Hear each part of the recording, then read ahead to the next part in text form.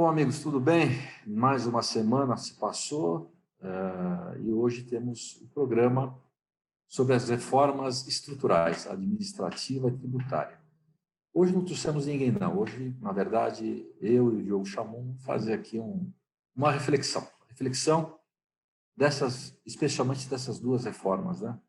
Estão lá no Congresso Nacional para trazer esse, o nosso sentimento, né? Para vocês também refletirem na ponta aí, a respeito das reformas e se teremos a aprovação, né, necessária e importante agora em 2021. Então, tudo bem, Chamon? Como é que você está? Olá, presidente, tudo certo? As notícias vão e vêm, mas nós continuamos na expectativa aí dos desdobramentos dessas reformas tão importantes para o Brasil. Então, dentro dessa lógica, Chamon, na verdade, escutei aqui hoje, inclusive pela manhã cedinho, né, uma entrevista na rádio com o senador, dizendo, ele foi muito sincero, ele falou de forma muito clara, né, a respeito das reformas, que ele acha que é extremamente importante, ambas reformas, que são as duas mais importantes e tudo mais, porém, ele acha que é muito difícil passar tanto uma como outra. Ele deu a justificativa dele, né, dizendo que no caso da reforma administrativa, que o lobby, né, do servidores público e dos entes da administração pública é muito forte. Então, ele acha difícil conseguir passar isso lá, naquelas casas. E da tributária também falou, não, veja bem, é importante, vai destravar o país, tudo mais, mas tem muita proposta, cada hora tem uma novidade, então é muito complexo e ele acha que a coisa não anda. Por outro lado, né, tanto o presidente do Senado como da Câmara já também deram a sua posição, né, de agenda, inclusive, né, de quando aprovar isso. Né? O Arthur Lira está dizendo que ele acha que se aprova a reforma administrativa em 2 meses e a reforma tributária em 8 meses. Então, queria ver um pouquinho, vamos bater um papo sobre isso, né? Na verdade, hoje o programa é mais voltado a isso.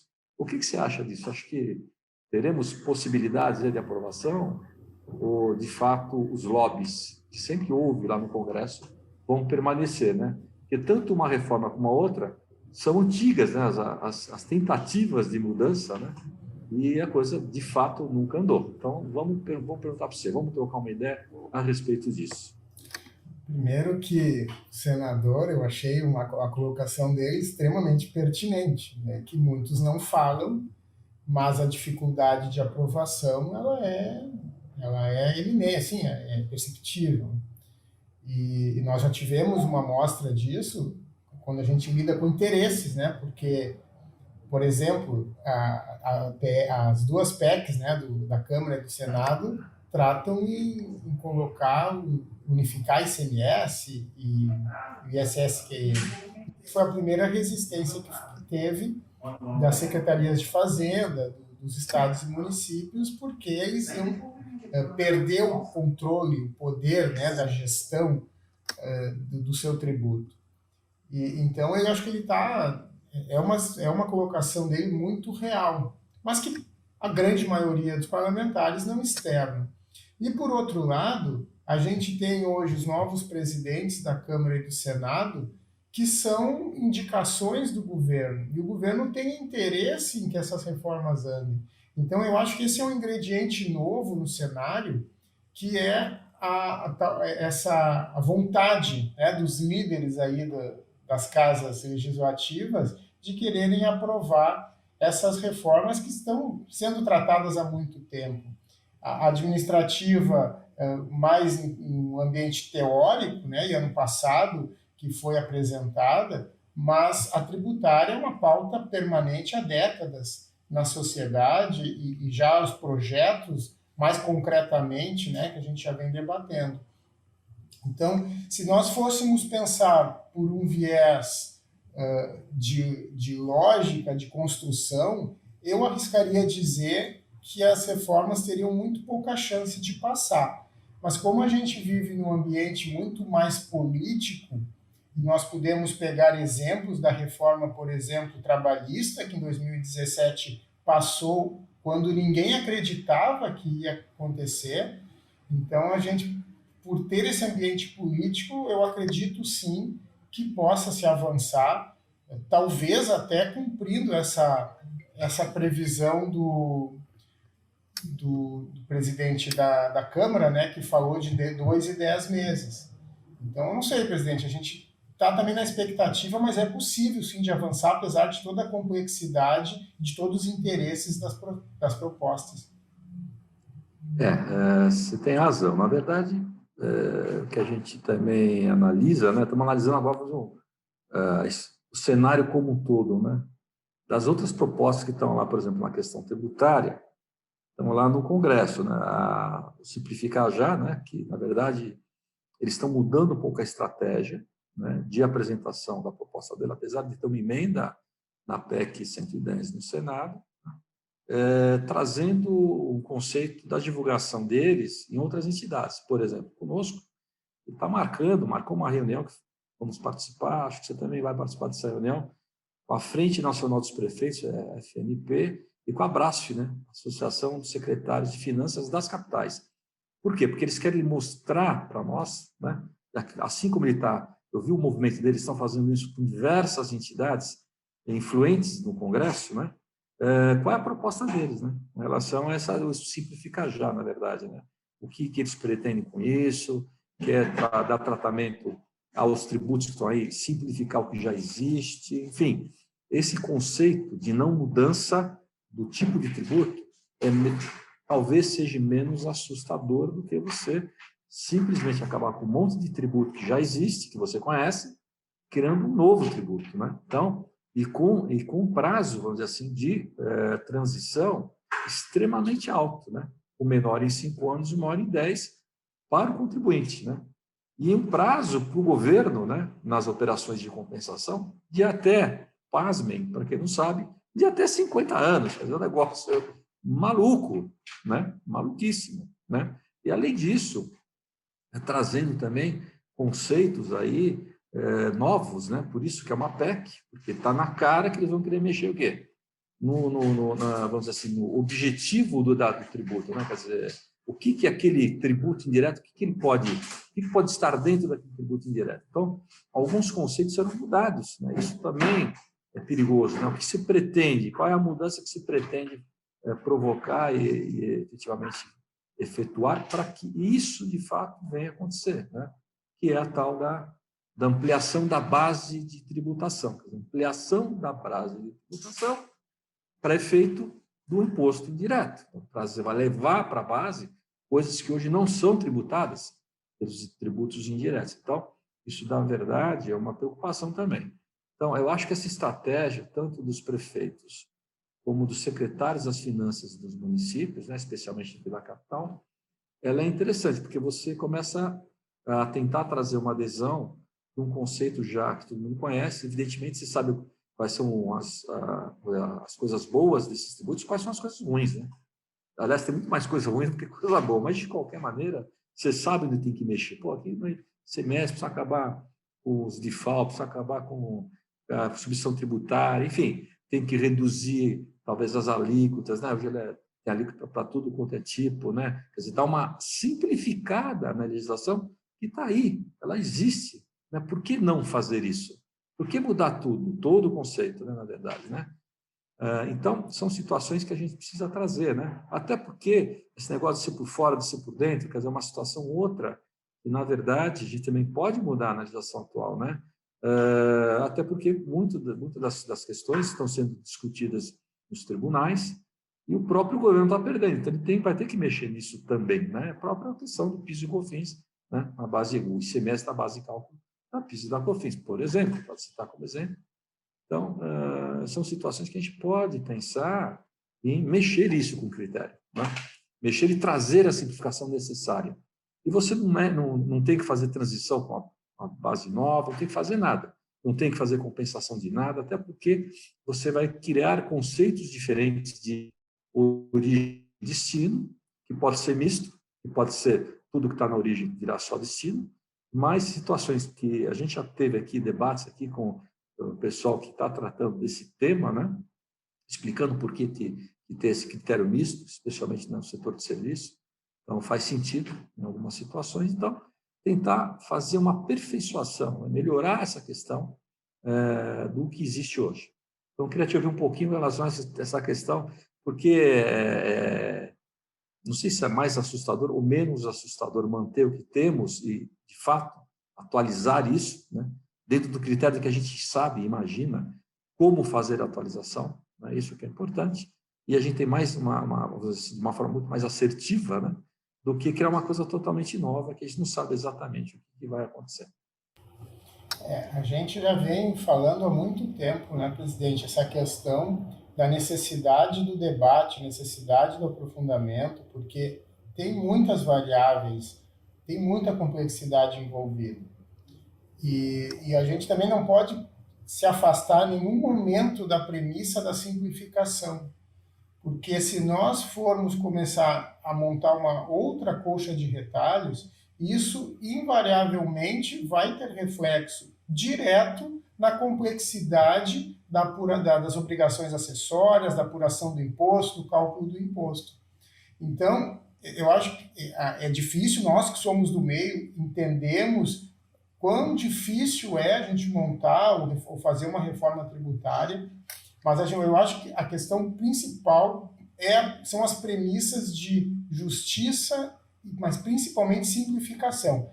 Então, qualquer coisa que a gente fale que sejam criar novas obrigações, dificultar ou torná-las mais complexas, ou manter 2 sistemas de apuração por 10 anos, isso são coisas que não podem estar na pauta, porque a gente não pode, a gente tem que diminuir obrigações, a gente tem que simplificar obrigações, a gente tem que simplificar o cálculo do imposto. A gente não pode ter uma variedade de alíquotas que se tem hoje, as questões que influenciam diretamente no cálculo, o destino, a origem, o formato, o tipo, eu acho que isso são coisas que a gente tem que superar. E talvez a mudança possa começar por aí, já que, apesar do discurso dado de não aumento de carga tributária, nossos estudos, não precisa nem ser muito aprofundado, apontam que vai ter um aumento de carga tributária, inclusive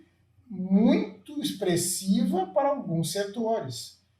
Então, de repente, o caminho poderia ser isso, ajustes de situações que são conhecidas e reconhecidas como problemáticas, como danosas ou complexas, para a gente poder ir avançando.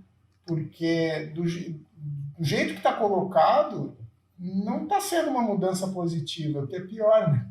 A gente mudar para não melhorar, passar por todo um trabalho de transição, de conhecimento, de mudança, para ir para um cenário menos favorável. Então, de novo, tem que reforçar, grifar em amarelo, em letras garrafais, simplicidade, a gente tem que simplificar. E também essa questão da justiça fiscal, porque não adianta a gente estar querendo onerar daqui um pouco em 50%, em 80% em determinado segmento, que isso não existe. Isso não é absorvível pelo segmento, pela atividade. Dentro dessa lógica, você tem toda a razão, né? E também para trazer a reflexão, hoje vou dar um destaque aqui, numa entrevista que o senador Anastasia deu essa semana, ele diz o seguinte, olha que interessante o que ele fala, a reforma tributária enfrenta uma dificuldade imensa, porque não há uma coluna vertebral dessa reforma. A indústria quer uma coisa, o comércio quer outra, os serviços querem uma terceira.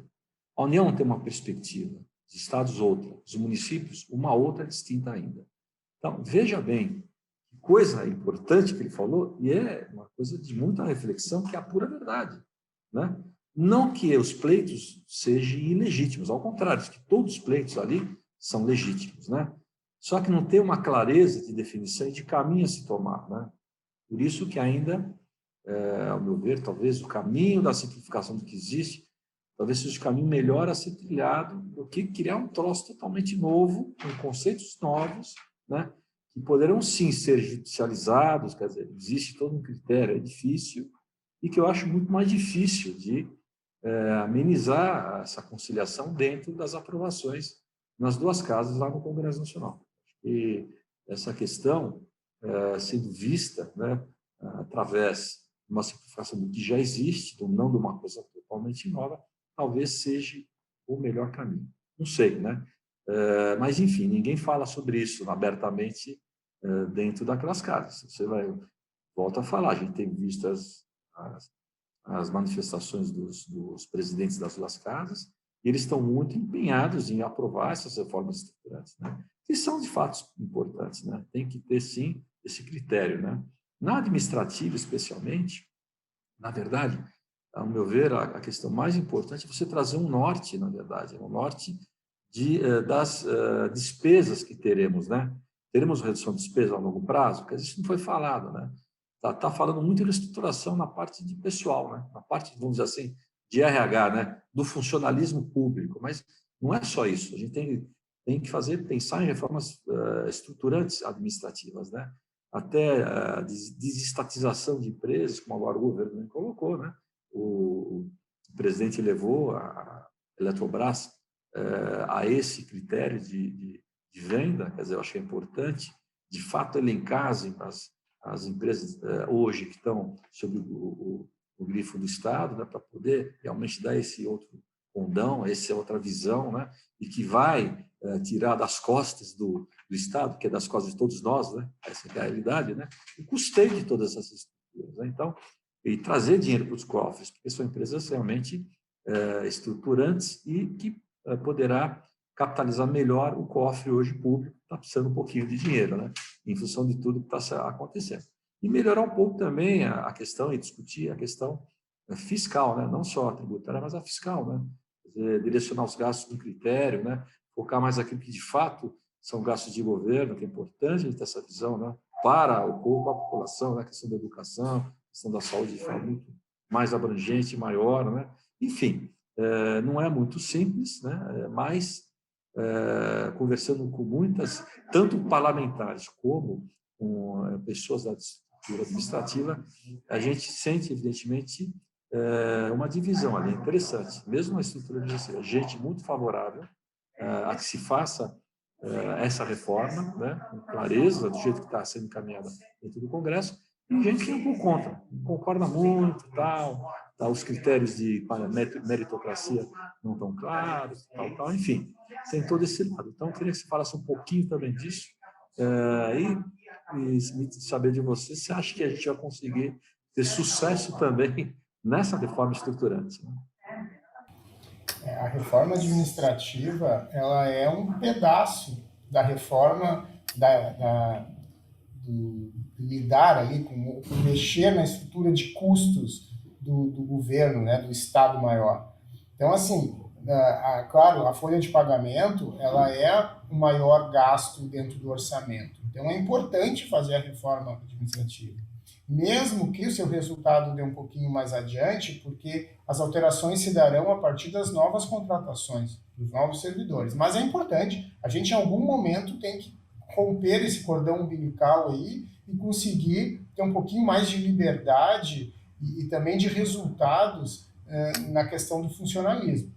Mas isso é só uma parte, até porque tem os outros poderes e a gente lê notícias aí de quase diariamente dos desmandos e dos gastos excessivos do Poder Judiciário, por exemplo, né, dos excessos e das mordomias, que impressionantemente, com 11 ministros, a gente tem uns gastos inacreditáveis. E talvez isso que estejam respaldando os juízes, os ministros, a querer governar o Brasil, eu não sei, né, presidente, mas realmente isso é uma coisa que a gente precisa repensar. E também, como o senhor bem falou, a questão de privatizar as empresas estatais hoje, que por mais que algumas não ainda deem resultado, com certeza daria muito mais resultado se tivesse um olhar de negócio, né, tirando essas obrigações e essas premissas de estatais. Então, as reformas, não vou chamar nem de reforma, mas vamos chamar esse viés pelo lado dos gastos públicos, ele teria que ter um olhar de lupa e a reforma administrativa é um começo, é um pedaço importante, mas tinha que avançar um pouquinho mais. Na verdade, é uma ação, vamos dizer assim, conjunta, né? A ação não é só a reforma em si de pessoas, das pessoas, do servidor público. Acho que uma ação de ações conjuntas do governo para poder diminuir o tamanho do Estado, né? Quer dizer, as privatizações são importantes, sem dúvida, né? Não vamos dar de graça, mas também temos que vender, podemos manter aquela estrutura toda, né? E fazer uma reforma adequada, né? Importante a gente ter essa visão, né? Eu vou trazer mais um dado aqui importante também, divulgado essa semana, né? Que apenas 5 estados do país gastam menos do que 50% da sua receita com salários, quer dizer, ou seja, o que ele arrecada, né? Olha que absurdo. Já 50% é um número, na minha opinião, extremamente absurdo, né? Quer dizer, você vê que o Estado ele é inchado, né? nas suas estruturas administrativas, né? E, por incrível que pareça, os estados que gastam menos, está aqui, vou até trazer, para vocês entenderem, né? Não são os maiores estados do país, não. Roraima, 45%, é o gasto que ele tem. Amazonas, 47%. Maranhão, 47%. Ceará, 49%. E Amapá, 49%. Ok? Todo o resto gasta acima dos 50%. Quer dizer, é um número extremamente absurdo, né? Você pensar de forma um critério muito grande a questão, vamos dizer, de análise de compliance, da realização dos preceitos administrativos, né? De forma bem aplicada, né? Enfim, eu acho que toda essa questão é uma questão que a gente tem que ter um critério muito, muito assertivo para poder tentar diminuir isso agora, para não estagnar o Estado como um todo, né? Não só a União, mas a parte também aí dos estados e municípios, né? Que devem estar muito próximo disso, já que não estão acima disso, né? Porque você fica meio viabilizado em termos de investimento, né? Para pensar o estado, o município que tenha um gasto acima dos 50%, que tenha 60%, você fica com uma verba da arrecadação muito estreita. Para o quê? Para poder realmente melhorar os processos, fazer investimento, coisas importantes para a sua região, para o seu município, para o seu estado e para o país, né? Então, por isso essa briga de foice, né? Então, a importância de diminuir o tamanho do Estado, né, em todos os níveis, é trazer esse conceito, de fato, de sobra de arrecadação, para que seja aplicado de forma mais efetiva naquilo que o Estado tem que fazer de mais importante, que é trazer educação e saúde a todos, né? E tem um agravante, né, presidente, que além desse comprometimento do orçamento com a folha de pagamento, muitos estados têm a folha de inativos crescendo e superando a folha de ativos. Então, aqui no Rio Grande do Sul, por exemplo, o orçamento já destina 70% do orçamento para os gastos com folha dos ativos e inativos. Então, a gente já tem esse comprometimento excessivo. E o fato de nós termos os inativos crescendo mais, numa velocidade assustadora, a gente aumenta ainda esse problema, porque continua pagando quem se aposentou e ainda tem que arcar com quem está entrando, substituindo aquele servidor que conseguiu se aposentar. Então, isso é uma situação extremamente importante, que alguns estados já estão se movimentando, né, fazendo suas reformas de previdência e também estruturantes, mas isso é um grande gargalo em nível de estados, né, presidente? O comprometimento do orçamento com folha de pagamento e esse equilíbrio ou desequilíbrio entre ativos e inativos. A gente não pode esquecer jamais, né? E mesmo isso, dados inclusive pelo pessoal lá do Congresso Nacional, né? E do Executivo. Do dia que o sujeito ele entra como servidor público, né? Passa do exame e tudo mais, e entra na carreira de servidor público e fica dependente do Estado, né? Isso é uma média nacional, ele leva 60 anos para acontecer esse ciclo todo, né? Então, veja que é um ciclo extremamente alto, né? Quer dizer, mais ou menos 30 de atividade efetiva, depois ele se aposenta, mas ainda ele tem a aposentadoria dele, que é paga pelo Estado, né? E a tendência disso, de fato, é até aumentar, né? Porque, felizmente, né, hoje o cidadão ele vive mais do que vivia no passado, mas isso é uma média tirada, se não me engano, acho que até 18 ou 19, né? Enfim, uma média do governo, pelos estudos que estão sendo realizados, e que com a mudança da reforma, que é necessária, como se pretende também mexer um pouco na forma do pagamento da aposentadoria, né? Esse é um outro critério, que realmente o lobby é gigantesco para que isso não ocorra, né?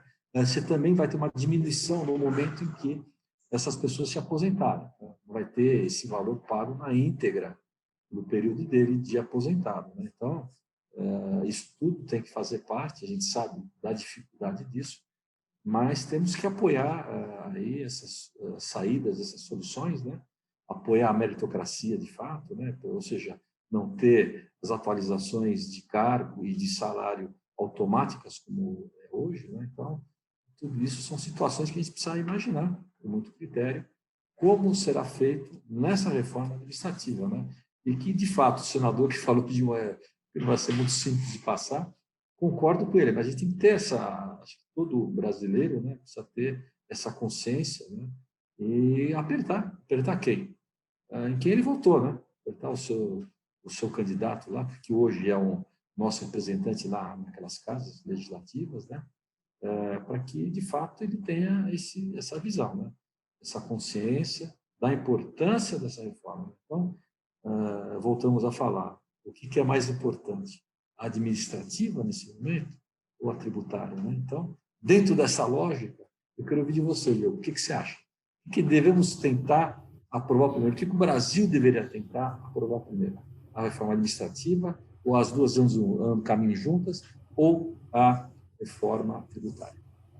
Eu entendo que a administrativa ela é pré-requisito para a tributária, porque a administrativa ela vai fazer alguns ajustes em termos orçamentários de gastos e a reforma tributária, a arrecadação do governo, né, ela se dá através de impostos então a necessidade que ele tem é para fazer frente aos gastos já contratados, orçados e comprometidos. Então eu entendo que a reforma administrativa ela tem que ser, não é que ela é mais importante, mas ela é prioritária, ela tem que ser analisada inicialmente para depois se tratar da questão da tributária. E também entendo que a reforma administrativa, apesar de extremamente complexa, ela ainda não tem toda a complexidade da reforma tributária. Então, eu acredito que seja uma construção menos difícil. Difícil, complicado, mas eu acredito que seja menos difícil. E uma coisa que sinaliza, eu acho que teve uma evolução, né? A gente ressalta tantos aspectos dificultosos e negativos, mas eu acho que a mudança, o Brasil vem mudando e os nossos representantes no Congresso também já têm umas posturas um pouco diferentes. Então, antigamente, esses debates de funcionalismo público eram um tabu, a gente não podia debater.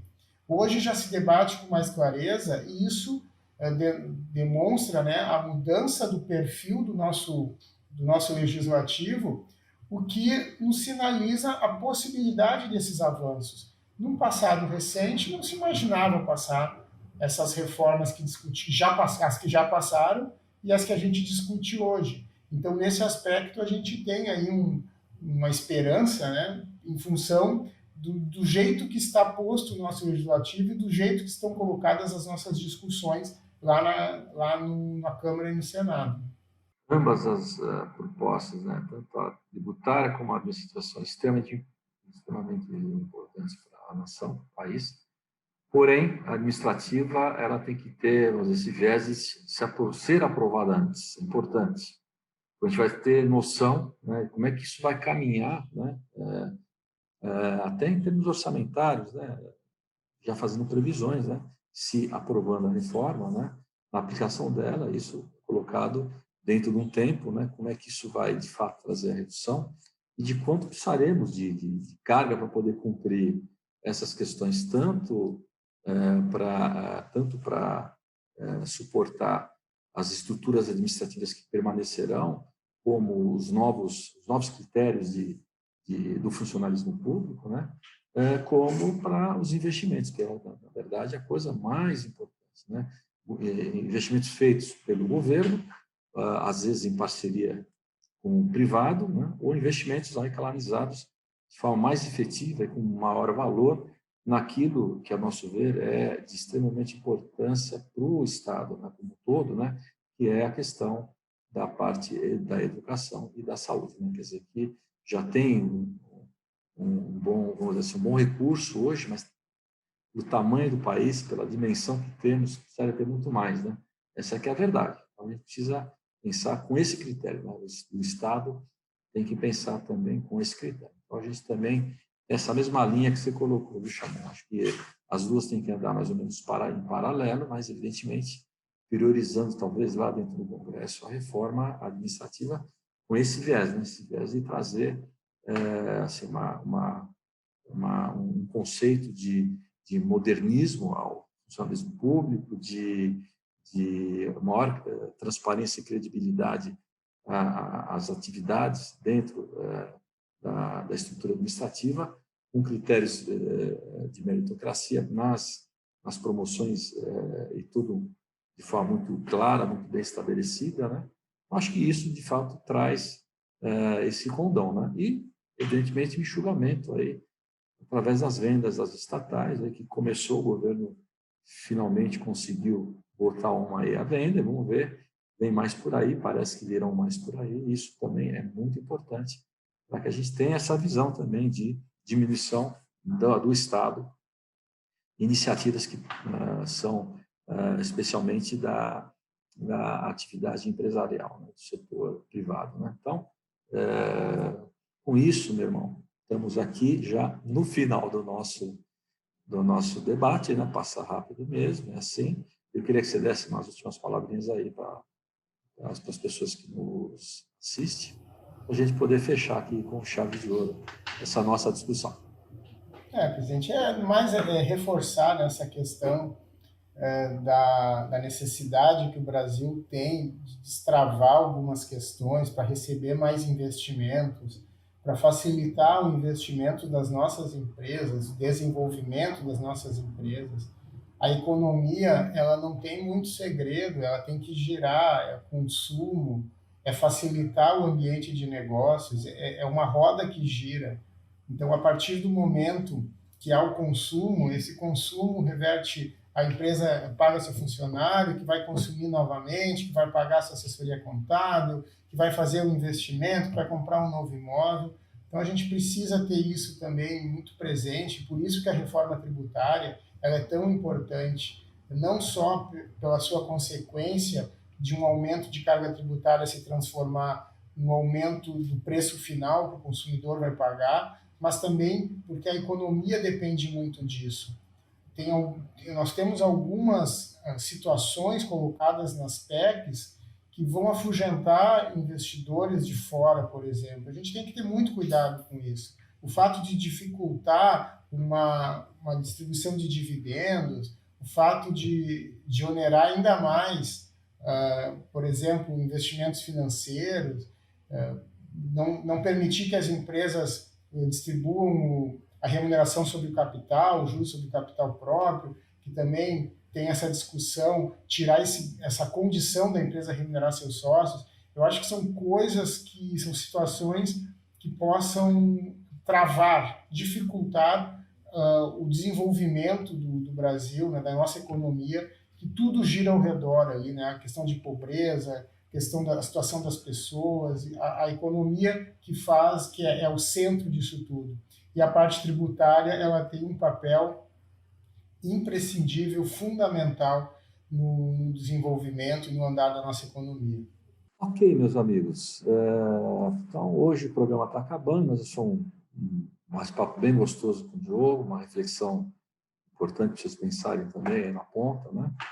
e vamos aí fazer aí uma corrente para que realmente o nosso Congresso, como bem disse o Chamon, ele já modificou bastante, a gente hoje está mais aberto a essas discussões, isso realmente traz assim, um otimismo, né, da nossa parte em relação a isso, e vamos acreditar que essas duas reformas que, de fato, são as mais importantes, né? Evidentemente, não estou falando da PEC emergencial, que isso também é muito importante, não há dúvida, né?